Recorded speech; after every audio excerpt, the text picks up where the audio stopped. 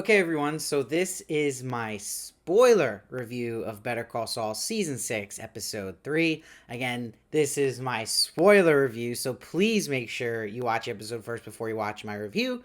A lot of crazy stuff happens here. So, as I always do, we'll split up the review. We'll actually talk about Nacho Story first, and then go with Kim and Jimmy. So, in this Nacho storyline, what's so fascinating is that the show actually opens up in the desert in the area where Nacho is killed. I love this opening shot because you actually do see the piece of glass, the rain coming, and then this blue flower that rises that definitely obviously symbolizes Nacho, and it's really powerful to open the episode with that. And when you see that, something like that in a show, you always start to worry like someone's gonna die.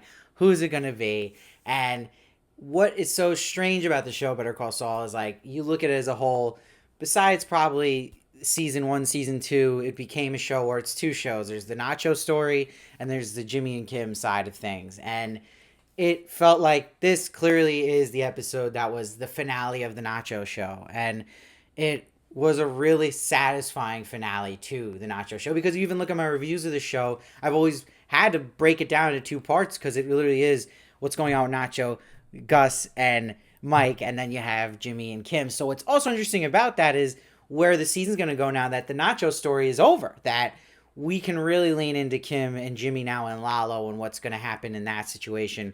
But it's interesting too because of how early in the season, in the final season, we have lost Nacho here.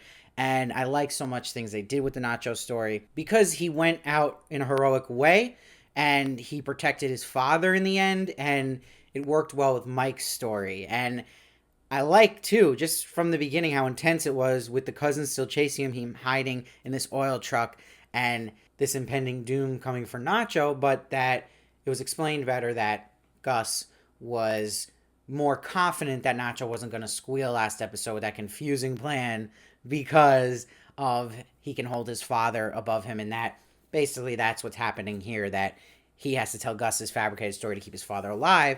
I love that Mike sticks up really hard for him, like, I am going to protect your father, and is always constantly pushing Gus, like, chill out, But there's no way to save Nacho here, and they all know it, including Nacho. What's so interesting is Nacho, when he had that liquor glass, he literally looked at it, decided to keep a piece of glass to cut that zip tie off, and when he has Balsa in his grasp, there's still no shot for him here, and he knows it, and he shoots himself. But before that even happened, the best part of the episode was Nacho getting to get his 2 cents on Hector Salamanca, telling him he put him in that chair, telling him when he's sipping Jell-O to think of him. That was great, and awesome job on Michael Mando. Shout out the actor. He did amazing in this episode, amazing as Nacho. We're going to miss him. I interviewed him twice. Check out those interviews on the channel. There's your quick shameless plug. But why this team of Breaking Bad and Better Call Saul always does so well is, just like Mike says, they go full measure. And by doing that here, it's shown through Hector Salamanca asking to be lifted up and brought to his body, and still shoots his dead body consistently. It's so powerful, it makes it more haunting, and also is so effective when Mike's walking off and having to hear that someone he cares about, Nacho, and this grim part of the business again, because Mike still goes with what Gus's orders are, but he always just tries to protect in the best way he can, and there's only so much he can do in a lot of these situations. Just powerful stuff, and really works for that character of Mike as well. So it made me very satisfied that he got to keep his father protected, and that he got his 2 cents into Hector. That's what made me think it was a worthy death for Nacho and a satisfying conclusion to that story. And it makes me excited now that we can kind of zone in more on Jimmy now and Kim. So speaking of them, let's go to that side of the story where, again, I'm not as interested in the Howard Hamlin stuff with them. I really kind of want them to get this over with, the Howard stuff, because this feels like it's been such a dragging story in multiple seasons too, where he's trying to get back at Howard, like when he threw the bowling ball over. I'm over Howard. Like, let's move away from this, which I think it's going to soon, because what gets me excited is what's going on with Suzanne, because Suzanne is connecting all the dots with Jimmy now. And I like the moment where Kim corrected her and called him Saul, which is really, coming full circle for Kim, because remember, at the end of season 4, her just being shocked at him changing his name, and now she's coming to being the one pushing his name as Saul. And what's interesting is when they had Huel ask Jimmy, like, why do you all do this? And it was a good scene, because you're wondering, anyone who sees what Jimmy does, you're like, you're a lawyer, you make money, your wife makes money as a lawyer, and why do you do this extra stuff? And he says, because we're looking at the bigger picture, doing the Lord's work, but he's really speaking what Kim has been saying to him about why they're trying to get that pro bono practice to help people to justify what they're doing to Howard. But it's interesting because Suzanne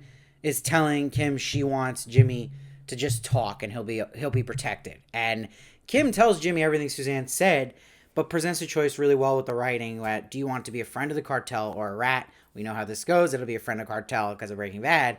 But again, it's now kind of pushing the plot a little more forward now for them. And I like that Suzanne's kind of put pieces together so we can kind of make things a little more interesting in the Kim and Jimmy department, which I'm sure is going to happen because now we got a bunch of episodes left in the final season.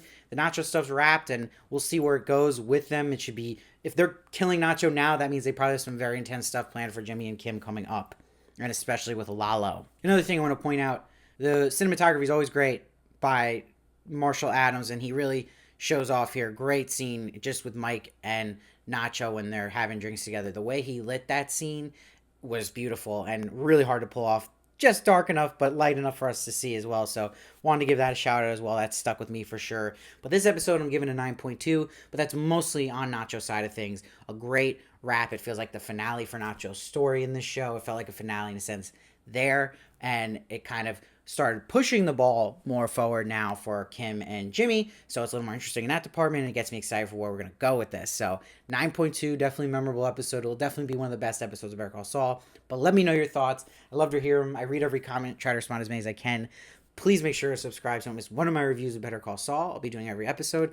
Please follow me at Steve Varley Show on Twitter, Instagram, and TikTok for more of me, and I'll see you next time.